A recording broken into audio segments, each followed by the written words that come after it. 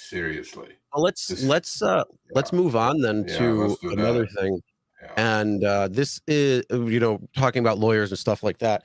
We did mention at the beginning, we're going to talk about something when it comes to Uber's class action lawsuit.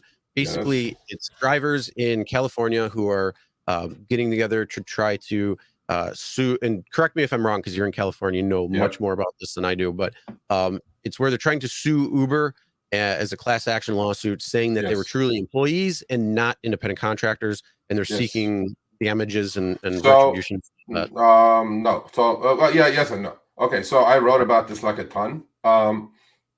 It's all on the blog. So there was a law that was passed in California called AB5, right? AB5 basically classified. It was the battle between employees and independent contractors. To me, the law was prematurely passed, or literally. I mean, I don't think it burned a lot of true independent contractors. They should have probably classified this. I even interviewed Lorena Gonzalez, who wrote the law from San Diego. So the law is, it classified every driver in California as an employee. AB5 passed. And, well, it was the law of the land. So when it's the law of the land, as Uber and Lyft and many other gig companies, you have to abide by the law because you are not above the law, right? Well, guess what? Until Proposition 22 came around on the next election cycle, because this law was passed in 2019, or 2018, I believe. And then the elections were coming up in 2020. Uber and Lyft pounded $220 million and Doordash of their own or more their own money to pass a proposition called Prop 22, which it passed with overwhelming majority in California. However, by the time AB5 was law and Prop 22 came around, there was like a year and a quarter of time lapsed that the law was looking at every rideshare driver as an employee of Uber and Lyft, although they completely disregarded the law. I mean, literally, they just said, who cares? I'm going like, how do you disregard the law of the land? It's the law of the land. I mean, seriously, California. So the state attorney general, Javier Becerra, got involved. Guess he's working now for? Biden, of course. Long story short, that's not the issue. The issue is there was a time period of about a year and 3 months that AB5 was the law in California, and Uber and Lyft completely disregarded it. So, of course, there is a famous attorney, Liz Riordan, and she's in Boston.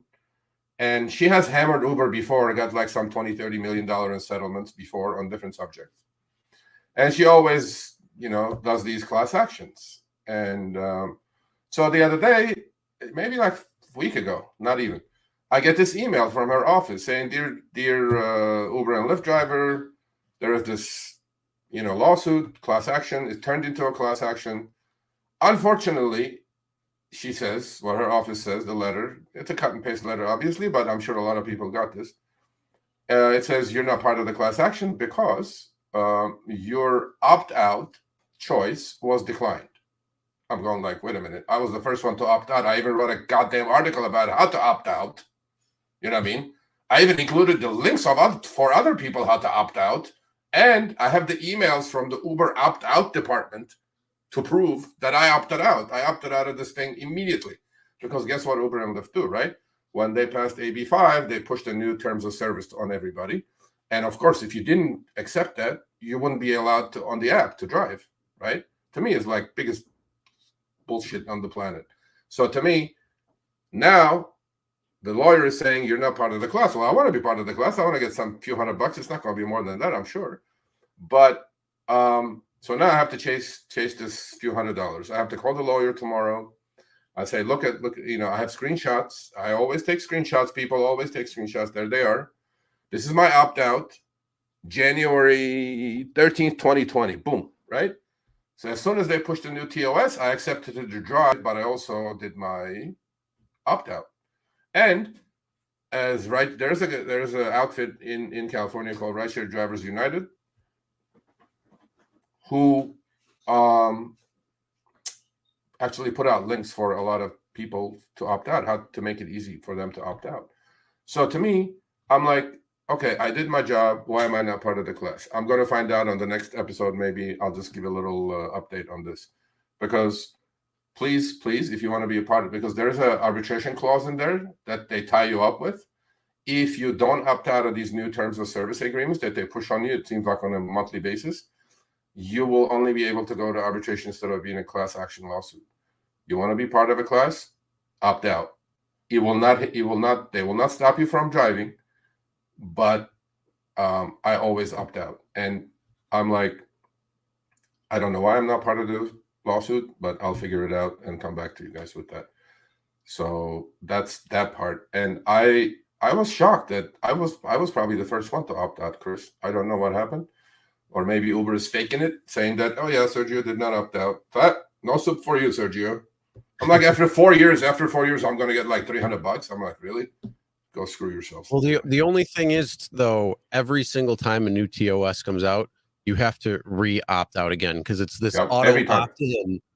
So you have to, again, re-opt out every single time any new TOS comes out. So if you are somebody who's watching right now, and you want to try to opt out, they bury it so far in the TOS. It's like the last page or the second last page. Yeah. The TOSs are like 28 to 30 pages of legality. You have to find it. Mm-hmm. And right underneath the arbitration clause part, there is a part that says, this is how you opt out. They actually have to put it in there. It's legally, they have to put it in there. Yep. You can opt out. That doesn't mean you're not going to get rides. That doesn't mean you're not going to get quests. It's just an opt out. It goes to actually a dead email with no reply on it. And then they have the record that you did opt out. Okay. But first you have to accept it to keep driving, and then you opt out. This is only for California drivers. All right. Thanks for watching. That short little clip was from our live stream, Show Me the Money Club with Sergio and myself, Tuesdays, 6 p.m. Eastern, 3 p.m. Pacific. Make sure you subscribe, turn on all notifications so you'll be notified when we go live, as well as all of our awesome content. Make sure to check out this video right here, which will take you to the entire live stream, or check out this video right there. All right, drive smart, everyone.